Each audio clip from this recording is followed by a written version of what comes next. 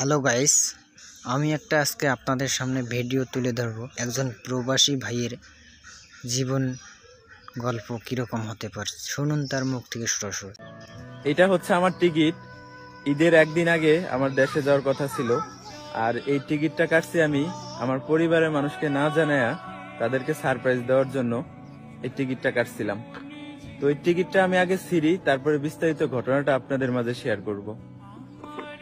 তো এটা এইভাবে রাইখা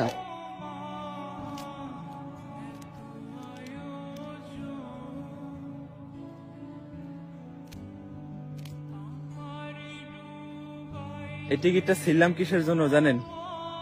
55 ডিগ্রি তাপমাত্রা সহ্য না করতে পারিয়া আমার মা রে বলছিলাম, মা আমার তো এখানে অনেক কষ্ট হয়, তো আমি এইখানে থাকবো না, দেশে চলে যাব।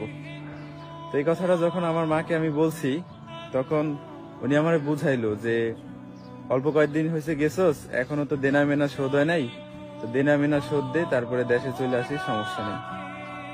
তো এরকম প্রায় অনেক দিন বলছি যে আমার এখানে অনেক রোদ, রোদের জন্য নাক দিয়ে রক্ত বাড়ায়, অনেক কষ্ট হয়। তো এটা বলার পরে তারা আমার সবসময় বুঝাইছে যে দেনা শোধ দিলে চলে আসিস, তখন দেশে এসে একটা কিছু করিস।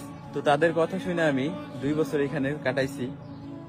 তো কাজ করতে করতে এমন হয়েছে যে নাক দিয়ে পর্যন্ত রক্ত বেরোইছে, নাকের মধ্যে টিস্যু দিয়ে পর্যন্ত কাজ করছি। তারপরও কাজ করে দেনা মেনা শোধ দিছি, ফ্যামিলি চালাইছি, অনেক কষ্ট করছি।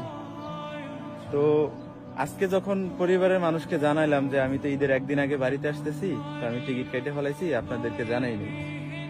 তো এটা শোনার পরে আমার আম্মু একটু ক্ষিপ্ত হয়ে আমার সাথে কথা বলতেছিল। তো কয়েক কথা বলার পরে উনি ফোন কাইটা দিছে। ফোন কাইটা দিয়ে উনি বলতেছে যে আমি যদি দেশে যাই তাহলে সে নাকি বিষ খেয়ে মরে যাবো।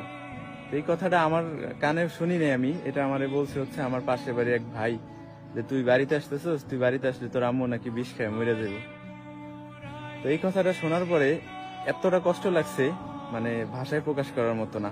যেই ছেলেটা এক বেলা যদি বাড়ির বাইরে থাকতো, মা যদি মুখ না দেখতে পারতো, পুরো পাগল হয়ে যেত।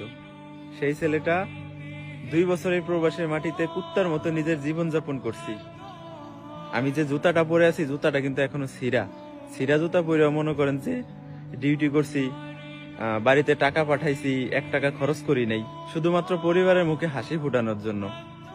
আর এখন বাড়ি যাওয়ার উদ্দেশ্য নিছি, বাড়ির থেকে যখন বলে যে তুই যদি বাড়িতে আসস তাহলে আমি বিষ খেয়ে মরে যাবো, মা যদি এই কথা বলে, একটা ছেলের জন্য কতটুকু কষ্টজনক হইতে পারে বিষয়টা।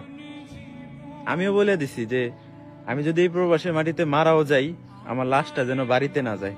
তো ভাবতেছি যে রাস্তার পাশে যেহেতু দাঁড়াই আছি, তো এখান দিয়ে গাড়ি যায়, এই যে দেখেন এটা হচ্ছে রাস্তা, তো এখান দিয়ে অনেক স্পিডে গাড়ি যায়, এখানে যায় দাঁড়াবো, গাড়ি একটা আইসা মনে করেন রাস্তার সাথে মিশে ফেলাইবো, আমার লাশটা যেন বাড়িতে না যায়।